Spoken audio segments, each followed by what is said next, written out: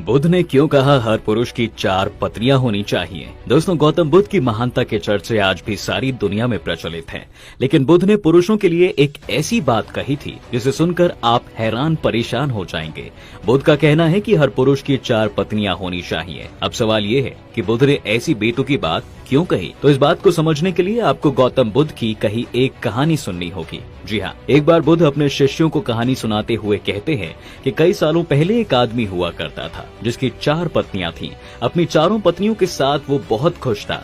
तभी अचानक उसकी तबीयत खराब हो गई। इलाज के बावजूद भी उसकी हालत में कोई सुधार नहीं हो रहा था। जैसे जैसे दिन बीत रहे थे वैसे वैसे उसकी हालत भी बिगड़ती जा रही थी।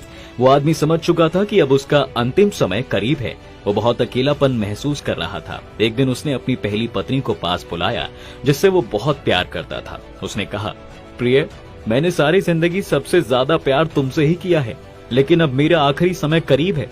क्या तुम मेरे साथ दूसरी दुनिया चलोगी? उसकी पत्नी ने उसे मना कर दिया। उस व्यक्ति का मन दुखी हो गया।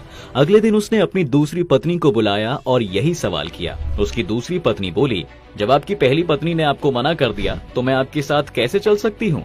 आप मुझे यहाँ सिर्फ अपने स्वार्थ के लिए लाए थे। प्रेम तो आप अपनी पहली पत्नी से ही किया करते थे। मैं आपके साथ नहीं चल सकती हूँ। तीसरे दिन उसने अपनी तीसरी पत्नी से भी यही कहा। अपने पति की ये बात सुनकर उसकी आंखों में आंसू आ गए और उसने कहा, मुझे आपकी बात सुनकर बहुत दुख हो रहा है। मुझे आप पर दया आ रही है। मैं आपको इस तरह दुखी नहीं देख सकती, इसलिए अंतिम संस्कार तक मैं आपके साथ ही रहूंगी। लेकिन दूसरे लोग चलने के लिए उसने भी मना कर दिया। फिर उसने सोचा, जब इन तीनों ने मना कर दिया तो मेरी चौथी पत्नी मेरी बात क्यों मानेगी?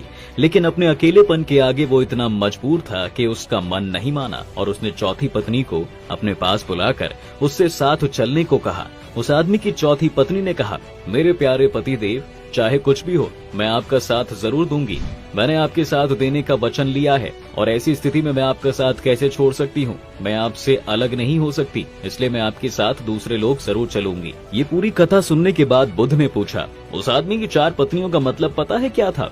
उसकी 4 पत्नियां किस बात का प्रतीक थी और उससे मनुष्य को क्या शिक्षा लेनी चाहिए? गौतम बुद्ध बोले, पहली पत्नी का मतलब है मनुष्य का शरीर। दूसरी पत्नी है सारी भौतिक चीजें, यानी कि धन, संपत्ति, प्रसिद्धि, पद, नौकरी, सब कुछ। तीसरी पत्नी है हमारे नाते रिश्तेदार। हमारी पत्नी हमारे माता पिता, भाई बहन, दोस्तों, सगे संबंधियों और समाज में रहने वाले लोग। और चौथी पत्नी है हमारी चेतना या फिर हमारा मन। पहली पत्नी हमारा शरीर। अपने शरीर का ख्याल आदमी अपनी पत्नी की तरह रखता है, उसे दिन रात प्यार करता है, उसका ध्यान रखता है।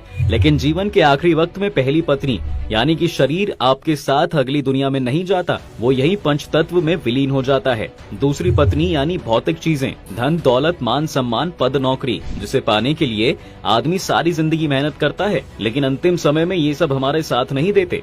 तीसरी पत्नी हमारे रिश्ते, जो सिर्फ अंतिम संस्कार तक ही व्यक्ति के पास होते हैं।